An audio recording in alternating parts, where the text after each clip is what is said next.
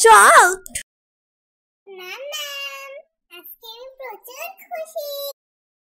কেন আমার প্রিন্সেস, নিশ্চয়ই অনেক ভালো কিছু হয়েছে। হ্যাঁ ম্যাম, আজকে আমার রেজাল্ট দিয়েছে।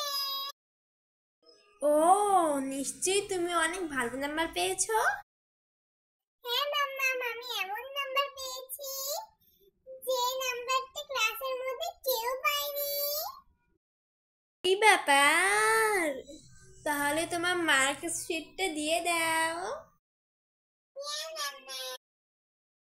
দাও আমার প্রিন্সেস।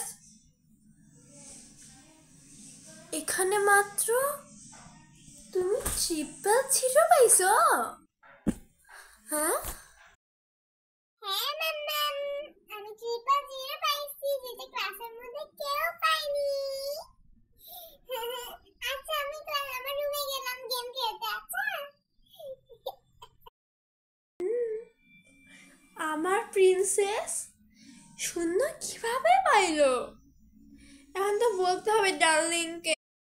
হ্যালো ডার্লিং, বলো তোমার প্রিন্সেসের রেজাল্ট বের হয়েছে। ও, নিশ্চয়ই অনেক ভালো নাম্বার পেয়েছে। না, প্রিন্সেস খুবই কম নাম্বার পেয়েছে।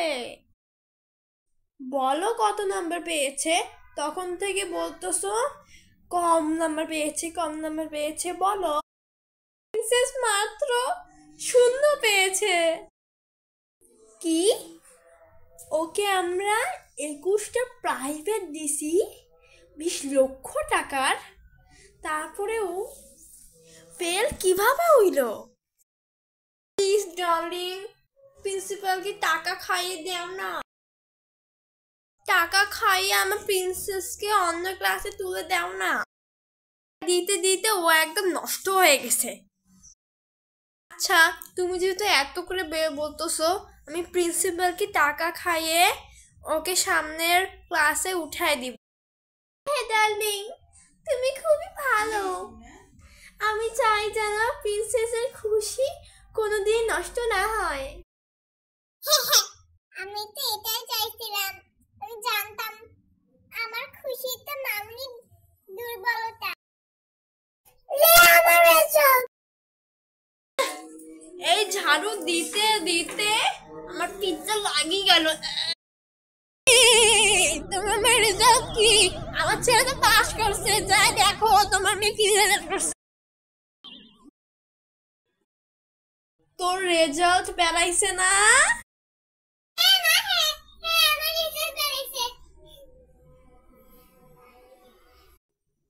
তা আমাকে বলিস না কেন?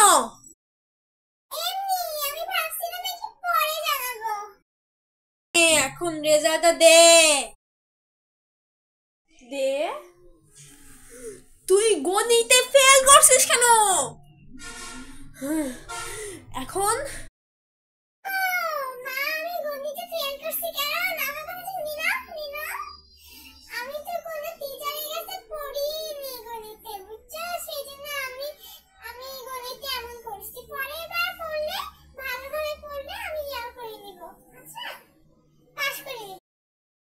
এখন তোর হবে বিয়ে।